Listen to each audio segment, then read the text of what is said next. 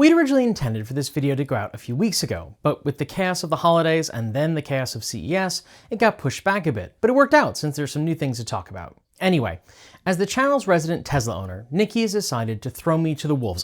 Give me the honor of catching you up on the latest few weeks' news from the EV Titan. Tesla has been in the news quite a bit these last few weeks, and you might have noticed that a lot of that coverage was heavy on clickbait and light on context. Hopefully I can change that up a bit. So let's start with the news of Tesla's Q4 delivery figures. And here's a sentence that feels pretty familiar by now. Tesla's quarterly deliveries exceeded market expectations. Tesla delivered well over 308,000 vehicles in Q4 of 2021.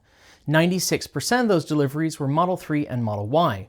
Yearly deliveries come to just over 936,000 vehicles, of which 97% were Model 3 and Model Y.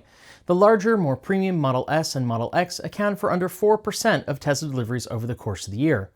And of course, through 2021, Tesla only offered those four models for sale. So what are the important takeaways from those figures? Well, first and foremost, all of those nearly 1 million vehicles came out of just two factories, Fremont, California and Shanghai in China. But looking ahead to the new year, it's reasonable to expect that we'll see vehicles coming out of Austin, Texas and Berlin in Germany. Tesla sold more EVs last year than many of its rivals put together have ever sold. It fell short of the 1 million cars that many of its staunchest supporters anticipated, but still beat what most market analysts had projected. I'm not one for predicting the future, but it's hard to imagine that if Tesla can spin up Texas and Berlin, next year isn't going to crush the year gone by. That growth still comes with teething problems though, as the service center network and other ancillary and support services race to keep up with vehicle output. Which brings us to the next big news story that's rocked the world of Tesla, and it's frankly one that I think has been somewhat misunderstood.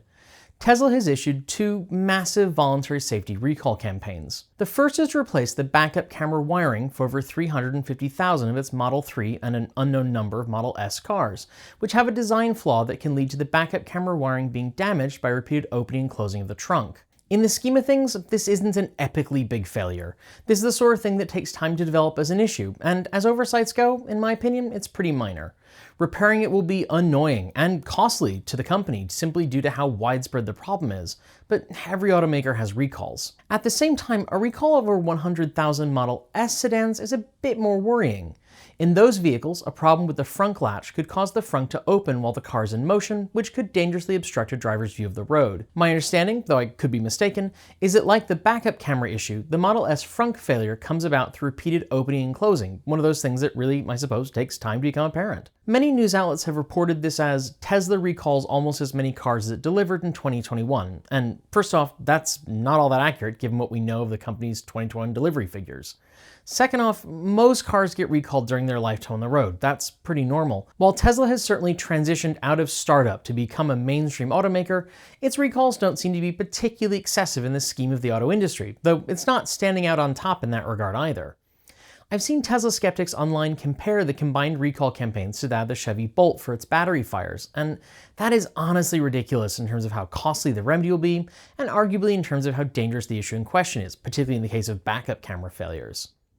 I'm not a fan of Tesla build quality a lot of the time, but with a host of valid criticisms that can be leveled against the automaker, focusing on this recall to me feels a bit silly. The piece of news that I felt most personally relevant has got to be the rollout of the holiday software update to V11. Last year's big update brought several design changes, many of which weren't especially popular at the time, but which people got used to. This newest update, however, brought a ton of visual, layout, and functionality changes, and it has quite frankly upset a lot of people, myself included. Many of the touchscreen controls that I need to interact with regularly have been moved behind multiple layers, with things like the trip odometer, tire pressure, driver profiles, front and rear defroster, and heated seat controls all moved into less accessible menus. The windshield wiper controls are similarly moved a layer deeper than they already were, though press of the single white button on the stalk still brings up the controls on the screen briefly. It is also no longer possible to turn on heated seats without turning on the rest of the HVAC system, at least not manually. Visually, the autopilot icon, speedometer, and prindle are all smaller, while the vehicle display retains the screen dominance it acquired in the previous update. A blind spot camera has been added, which is a great feature whose implementation is frankly pretty poor.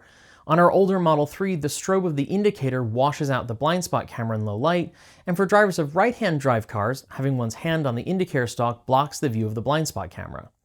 On the other hand, you can pin fart noise controls right to your icon dock now, so there's that. I'm being harsh, and sure, there are folk who like the new update, and still more who are confident they'll get used to it. But while I get where the company was going, it feels like something that was rushed out to customers to meet Tesla's self-imposed holiday deadline. Critics of the criticism say that the people running Tesla know what they're doing, and while one's opinion may differ, it's not really a driver or owner's place to question the decisions of the automaker. Others say that the driver shouldn't be interacting with the center console at all, and instead everything should be done through the car's voice recognition interface. That's certainly an argument, but Tesla doesn't do a great job of letting owners know what commands and proper wording are enabled through voice recognition, and not every driver seems to have much success with it. I use it out of necessity, but my husband, whose car it is, can never seem to get our Model 3 to understand what he's asking. As for me, well, my daily driver may be a terrible 11-year-old car based on a design from the 90s, but I can adjust my radio, windshield wipers, and climate control without ever taking my eyes off the road, which feels like a win over our Model 3. The good news is that software can be updated, so we're not stuck with this UI forever. The bad news, of course, is that who the hell knows what Tesla will do next. And in our final piece of news, Elon Musk announced on Twitter that the cost of Tesla's full self-driving, or FSD, which it's worth noting isn't fully self-driving, is going up again. As of January 17th, buying FSD outright will cost $12,000 which is a $2,000 increase. Media reports indicate the cost of FSD subscription will also go up, but at the time of recording this, we don't know by how much yet. Elon has often said that when the technology is ready, FSD alone could be worth more than $100,000.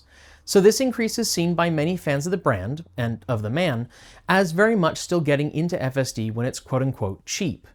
But as projected timelines continue to stretch out, and there are people who paid for FSD years ago and are now thinking about getting a new model without ever seeing the promise of FSD realized, this newest pricing announcement was definitely met with some frustration. After all, back in 2016, Elon was projecting it would be 2 years before Tesla could drive cross-country without a human involved. And in 2019, he said pretty confidently that Tesla owners with FSD would be making money by renting their cars out as autonomous robotaxis in 2020. Some people interpreted these statements quite literally, while others saw them as very aspirational. How someone perceived Musk's repeated claims about future FSD performance plays a huge role in how they feel about where FSD is today, how much it costs, where it's going, and of course, when. Tesla has led the way into our electrified and zero-emissions future. Its EV market share is shrinking as more automakers are rolling out electric vehicles, but given how sparse the competition was for quite a while there, that's to be expected. Far more importantly, its overall share of the automotive market continues to grow as more and more people dump the pump for the plug. It's going to be an exciting year.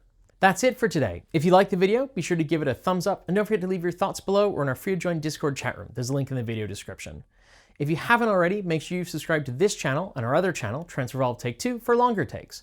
And don't forget to give the bell a little ring on both our channels so you don't miss out on our next video. Thanks on behalf of the entire T crew go out to the folk on my right for being our $15 to $49 a month patrons. Special thanks to our $50 a month patrons, Chris Maxwell, Brian Newton, Jason Boder, Dave Kitchen, Michael Goad, Ricky Leung, Andrew Martin, Guido Drahata, Brophy Wolf, Tesla Nagong, Gordon C., Stephen O'Donohue, Kyle Hodson, Anthony Coates, Regine Fellows, Rory Litwin, Anonymous Freak, Jim Burness, and Denny Hyde. And our deepest gratitude to our $100 a month Patreon supporters, Marcel Ward, Reggie Watts, Joe Bresney, JP Fagerback, Will Grayland, Matthew Drobnak, John Lyons, Christopher Lee Jones, Laura Reynolds, Paul Conway, Ellery Hensley, and Ian. Feeling left out? You can join our Patreon in the link below or show us your support through Bitcoin, Ko-fi, or our cool swag store. Thanks for joining me, and as always, keep evolving!